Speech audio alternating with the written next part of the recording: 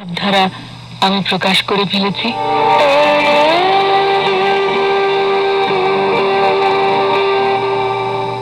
কিন্তু কি করে এটা হয়?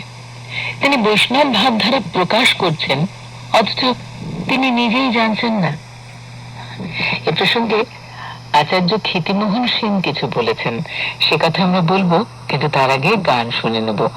প্রথম গান সুচিত্রা মিত্র কণ্ঠে, পরের গানের শিল্পী ত্রিশিত চৌধুরী। আমরা এই যে দুটি গান এবার শুনব, দুটি 1914 সালের রচনা। ওদের কথায় ভাগায় না গে তোমার কথা আমি বুঝি, যারা চড়ায় তোমার ধেনু, তোমার নামে বাজায়, তোমার নামে।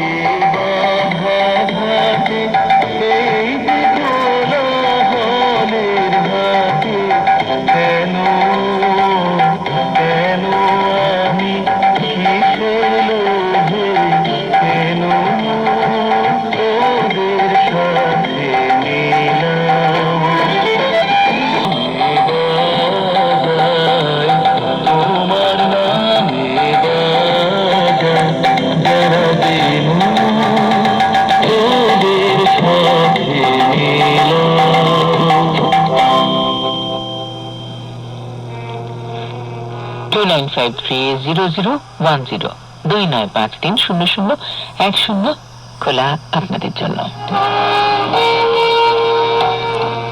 নমস্কার, সুপ্রভাত। হ্যাঁ নমস্কার। হ্যাঁ, কার সঙ্গে কথা বলছি? হ্যাঁ, আমি শঙ্কর বাগ বলছি, মাথা ছবি থেকে। বলুন দাদা। দেখুন, আজকে রবীন্দ্রসঙ্গীত বলছে, ভীষণ ভালো লাগছে। আজকে রবীন্দ্রসঙ্গীতের তথ্যগুলো দিচ্ছেন, মানে এতটা সুন্দর আমাদের জানা ছিল না, মানে ভীষণ ভালো লাগছে। তুমি কোন কাননের ফুল, যদি এই গানটা সম্ভব হয় শোনাবেন, ভীষণ ভালো লাগবে। নমস্কার। নমস্কার।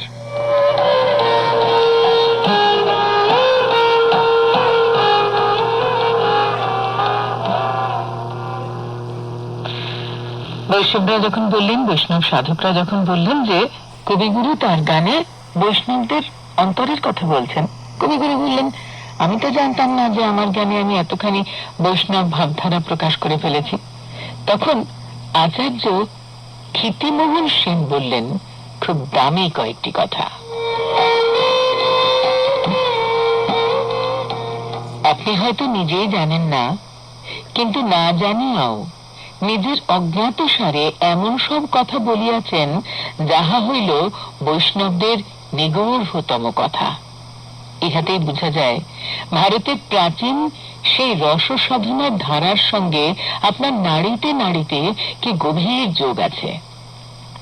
আপনার কবিতা ও গানকে যাহারা পাশ্চাত্য সাহিত্যের প্রভাবে উচ্ছ্বসিত বলেন, তাহারা এইসব কথার সঙ্গে পাশ্চাত্য সাধনার সঙ্গে কোথাও মিল দেখাইতে পারেন। সেই সব দেশের ভক্ত ও সাহিত্যিকরা আপনার গানে ও কবিতায় যে এত আনন্দ এবং অভিনব রস পাইয়াছেন, তাহাতেই বোঝা যায় তাহারা আপনার বাণীর মধ্যে সেই বিষয়বস্তু দেখেন নাই। ভারতীয় সাধনার নিত্য ধারাই আপনার মধ্য দিয়া আজ প্রকাশিত। তাই তাহারা গীতাঞ্জলির গানে মুগ্ধ, কারণ এই রসধারা তাহাদের পক্ষে একেবারে নূতন। প্রেমে অবতীর্ণ ভগবানকে না হইলে ভক্তের যেমন চলে না, প্রেমময় ভগবানেরও তেমনি চলে না। আপনার গীতাঞ্জলিতে মাঝে মাঝে সেই সুগভীর রহস্যটি আপনার বাণীতে ধরা পড়িয়াছে।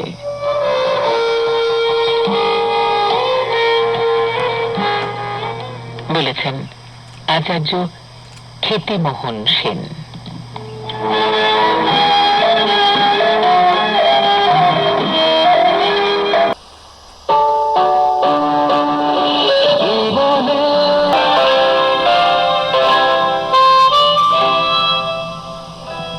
99530010 2953 তারাল ভাবে আপনার এই ফোন আলাপ আমাদের দিল। নিছক গানের অনুরোধ, গানের উল্লেখ, তার বাইরেও যদি কিছু সংযোজন করতে পারি, যা আমরা এ প্রান্ত থেকে বলছি, তার বাইরেও যদি আপনারা কিছু সংযোজন করেন, তাহলে অনুষ্ঠানটা আর একটু এগিয়ে যায়। যে বন্ধুরা আমরা যারা টেলিফোন করেন, গুটি কয় টেলিফোন আসে, কিন্তু তার কয়েক হাজার গুণ মানুষ, যারা শ্রোতা, যারা শুধু শুনছেন, তারা যে কতখানি আনন্দ পান, তাদের যে কতখানি ভালো লাগা হয়, সেটা আমরা বুঝতে পারি তাদের প্রতিক্রিয়া থেকে। অনেক ধন্যবাদ শায়ন আপনাকে।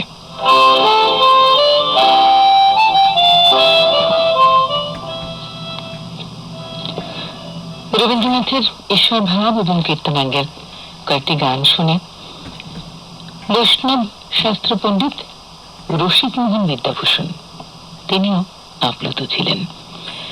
বলেছিলেন, কবিকে উদ্দেশ্য করে কিছু কথা।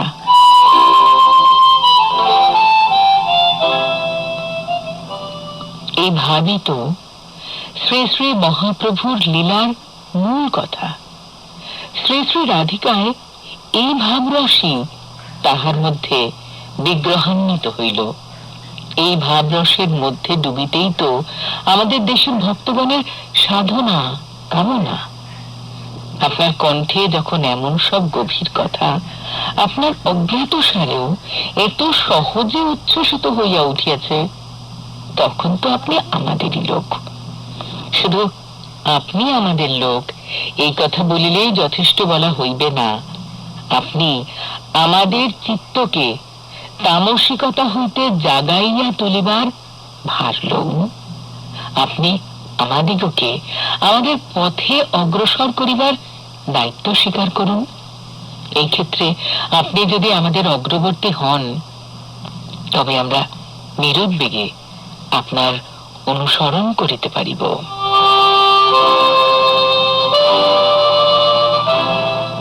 কিন্তু মজা এখানেই, রবীন্দ্রনাথ কিন্তু বিনম্রভাবে এই গুরুভার গ্রহণে তার অপারগতার কথা জানিয়ে দেন। তিনি বলেন, গৌরবের যে গুরুভার মুকুট আপনি আমার মাথায় চাপাইতে চাহেন, আমার সকল দেহের শক্তি যে তাহা বহিতে অক্ষম। আসলে রবীন্দ্রনাথের ঈশ্বর ক্রমশ তখন মানুষের ধর্মে আশ্রয় নিতে শুরু করেছে। কোন ধর্মীয় সম্প্রদায়ের ভজন সঙ্গীত রচনায় তখন তার আর রুচি ছিল না, তাই তার এই অপারগতা। আমরা একটু আগেই শুনেছি ইন্দ্রাণী সেনের কণ্ঠে 1914 সালের গান। 1914 সালেরই আর গান দিয়ে শেষ করব আজকের অনুষ্ঠান। প্রথমে সমবেত কণ্ঠে একটি, তারপরে রোশনী বন্দ্যোপাধ্যায়। আনন্দ